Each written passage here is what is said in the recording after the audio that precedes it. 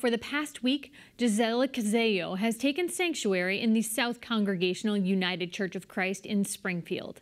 A native of Peru, she's lived in Massachusetts illegally for 17 years, but she moved into the sanctuary rather than face deportation to remain with her family and attempt to legally resolve her immigration status.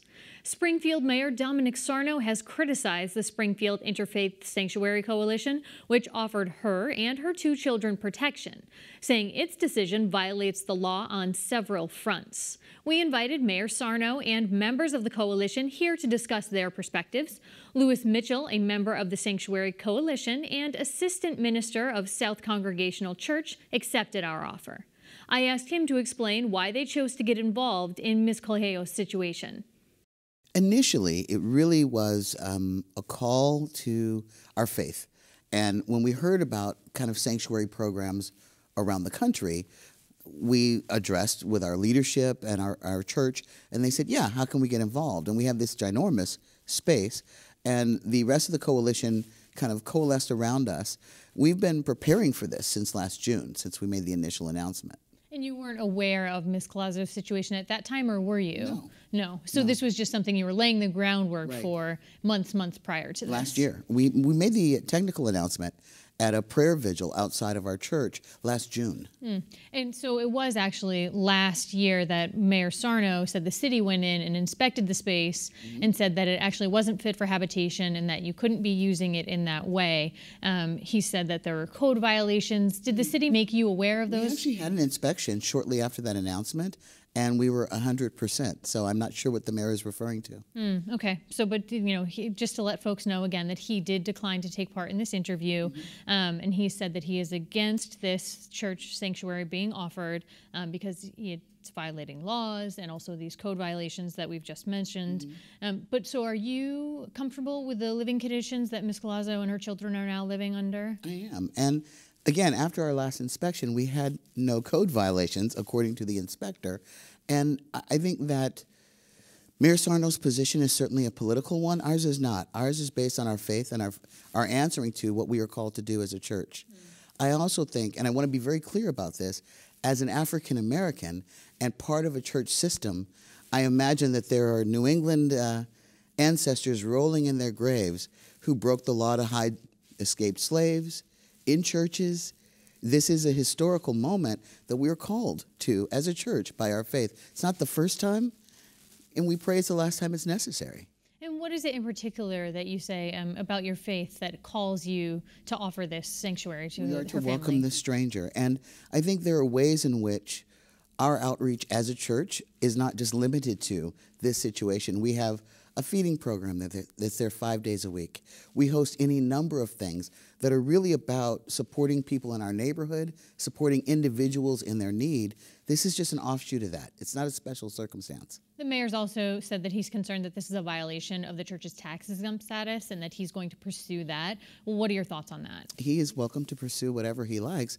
I think he'd be hard-pressed to sustain that, considering our First Amendment right to be a church and do what we feel called to do. Well, Ms. Collazo also spoke with Mass Live about her situation and the mayor's position. Here's part of what she said. I would just ask the mayor, I would ask him to place his hand over his heart, and that if he has children, he would for a moment put himself in my situation and think about how he would react. And what are your thoughts on her situation at the moment? You know, I going into sanctuary is not an enviable position. It is a last choice. It's a desperate attempt to make right something that has been wrong. Nobody volunteers happily to go into sanctuary. So I'm glad we're able to offer it. I feel really sadly for her situation and for her kids and for her husband. It is sad that this is... To clarify for folks at home, so she has 2 children, 10 and 4, 10 and a husband who is an American citizen. And she, as I understand it from Mass Live's reporting, has actually applied to become a citizen here in the country, but has been unable to gain citizenship status. Do you understand why that is, why she's been denied? From what I understand from the attorney she's working with now, there were some missteps by her previous attorneys. She's been working on this since 2006. There is really no reason why this hasn't already taken place based on her work. But she's not an attorney. So if you get bad guidance from attorneys, it holds up the process.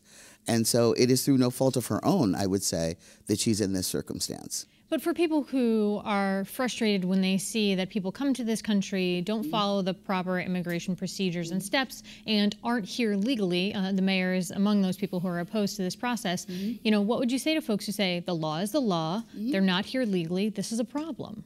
Well, I would say that the law, and this is a touchy one for me personally, laws are applied very differently for different people. The law is the law, and she's done everything she can to stay within the law, including reporting, including working, including paying taxes. She's done all the right things, and she's being penalized by a law that is sluggish.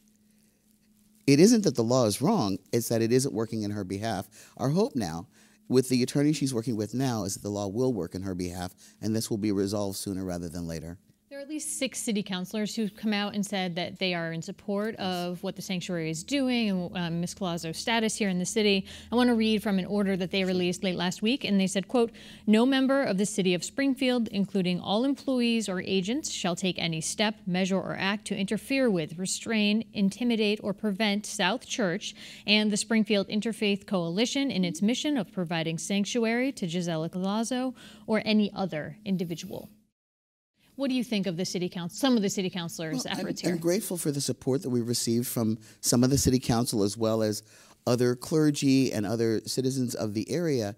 But again, the politics of it are not the point for us. And so the politics will do what the politics does. The mayor, the city council, individuals, we're going to continue to do what we're called to do to the best of our ability, which is to be gracious hosts to a family in need. We've just come past Easter Sunday. Did you hear from parishioners, either who are for or against this, as they came to your church on Sunday? There were a couple of folks that voiced some things in favor of, but most of Easter Sunday was really about Easter Sunday and not about sanctuary.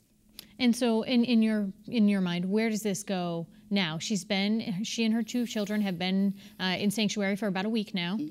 Where does this go next? Hopefully, again, with the attorney, it moves towards resolution.